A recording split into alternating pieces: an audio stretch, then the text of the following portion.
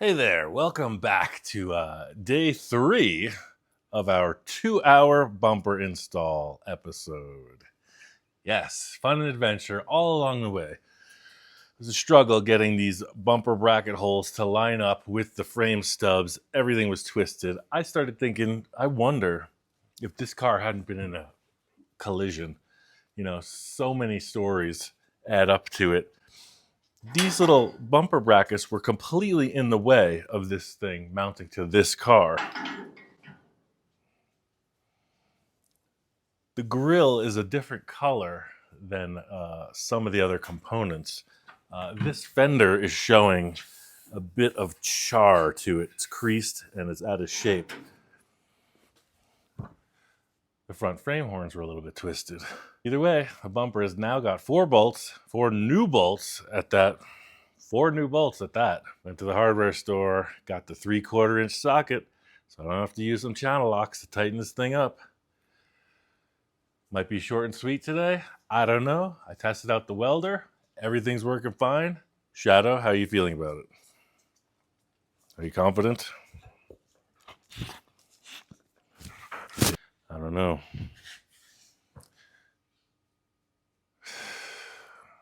This car's starting to be one of those projects.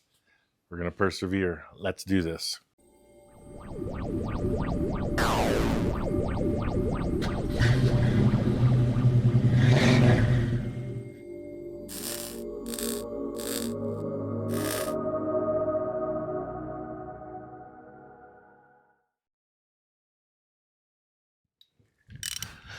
All right, one of the things is these bolts are really hard to access on the inside. That's why they had captive nuts in there. But you know me, gotta do it the hard way. I think I can get this through the front, but the fact that they were fine thread and kind of messed up. Maybe you want to install new components anyway.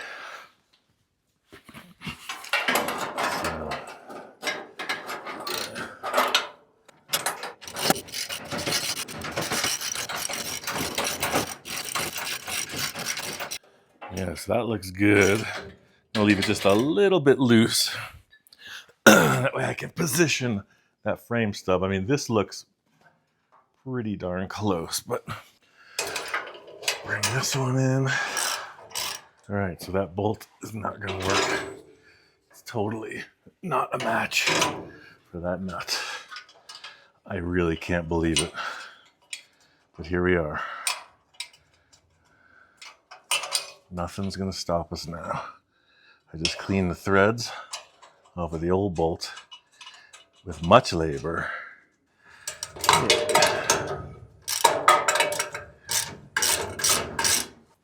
Somebody please remind me to never take these bumpers off again.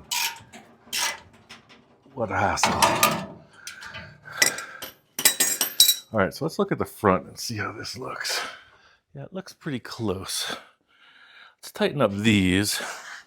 See if something changes. This thing got really out of shape when I tightened that up. I'm not sure what that's about. The ground. Got 3 feet roughly. Yeah, so the headlights are level. The slots where the bumper goes.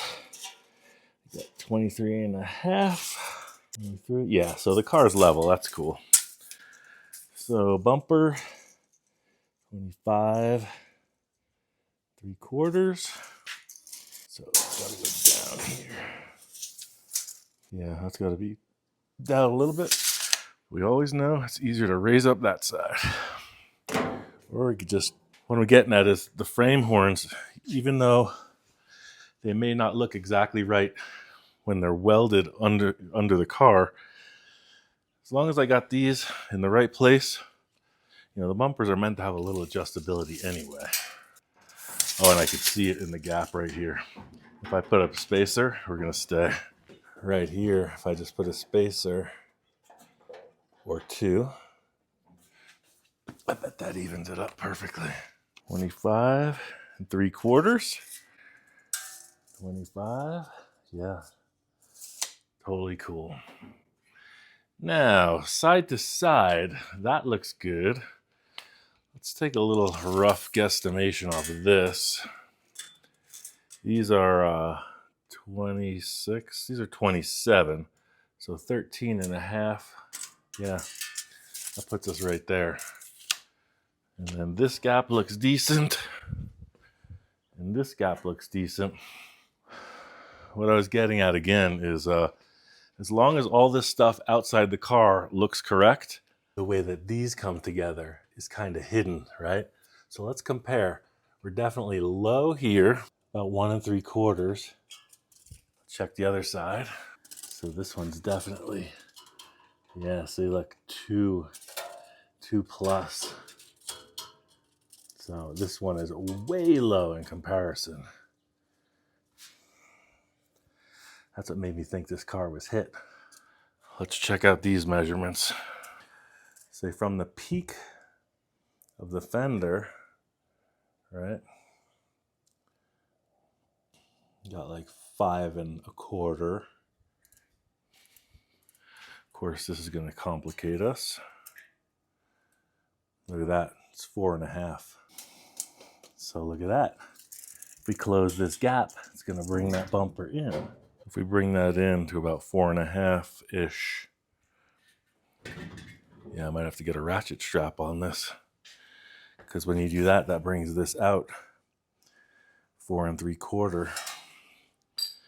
Yeah, let me get a ratchet strap. All right, so I can come right off the front of this frame stub through the suspension, and there's a hole in the chassis right back here. All right, so what I'm looking to do is bring that gap and close it. That's going to bring that bumper closer to the fender, the chassis pieces closer together. So now off the peak, we're at 4 3/8. 5. So we're too close. Did too good of a job. Just pulled it out a little bit by stretching it. 4 5/8. Roughly a foot to the headlight. And roughly, yeah, a foot.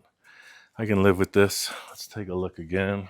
So looking side to side, I can see through. Yeah, look all the way down the lane. Both of them have approximately the same gap. See the other side way back there? So maybe we put a plate in between them. My first impression is that I just want to stick it. I just want to get it, because this is wider by about this much. So we're in the same predicament with these. Oh man, a piece of that little angle iron would do just perfect right there. And I think the quick temporary answer is going to be to just put this piece of steel in here just to get it to stick. So I'm holding it back here like that so I can weld that. Needs to be wider. Yeah, this will do it. Yeah, I got this 1/4-inch piece. I have to saw through right there. Yeah. You get the disc and open this up a little bit, and then we're cool. All right, so it looks like I could put that plate in there just to grab it. Let me check the measurements on this bumper once more.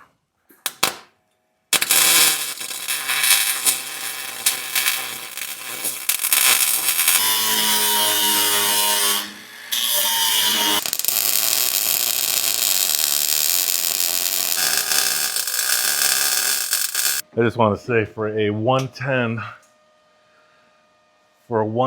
volt welder, this thing is a ripper. Like, it's got bite. You could hear it. I don't know what the duty cycle is, but this is a 3/16 plate. You know, there's some paint on it, but this thing gets with it. So this bracket, that's tacked good enough for now. I'm gonna get on the other side and check that out. You can hear the fan on this working. That's understandable because that thing was turned up pretty well. All right, so all our measurements are lining up. Looks like this gap similar to the other one. Let's see if we can get a plate put in there.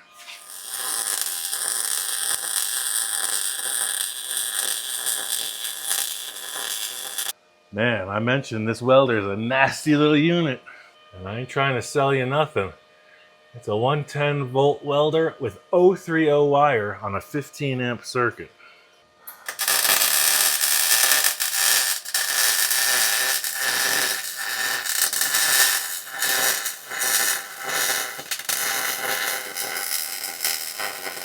I'm not trying to mess up my home electric system. So I'm going to cut the bottom of this plate off while that welder's catching up.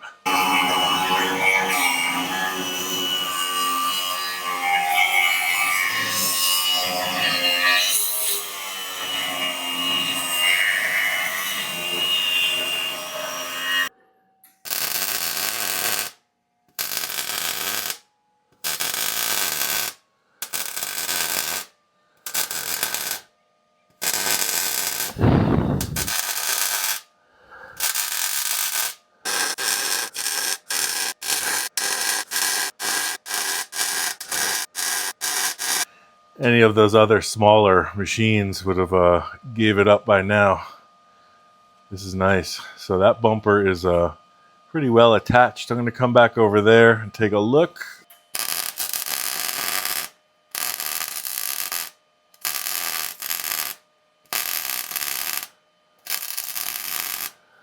All right, I'm going to let this welder do a little catching up again. I don't know that it needs to, but I'm playing cautious. This is my experience with other welders on 110 volt. All right, so what we got here is, this is out further than that.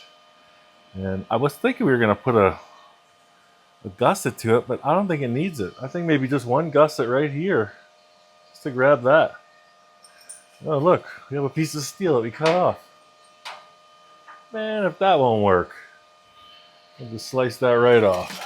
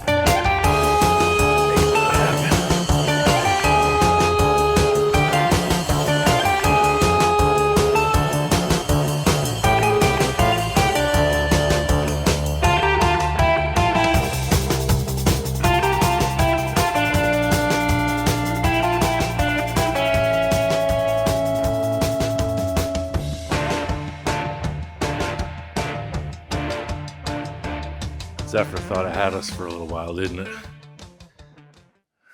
Perseverance. It's the way it all happens. Got that front bumper on. Fortunately, the rear is unmodified, so that's good news. This thing is good to go. I'm stoked. What's next? I don't know. Blue, what's next? Blue, what's next?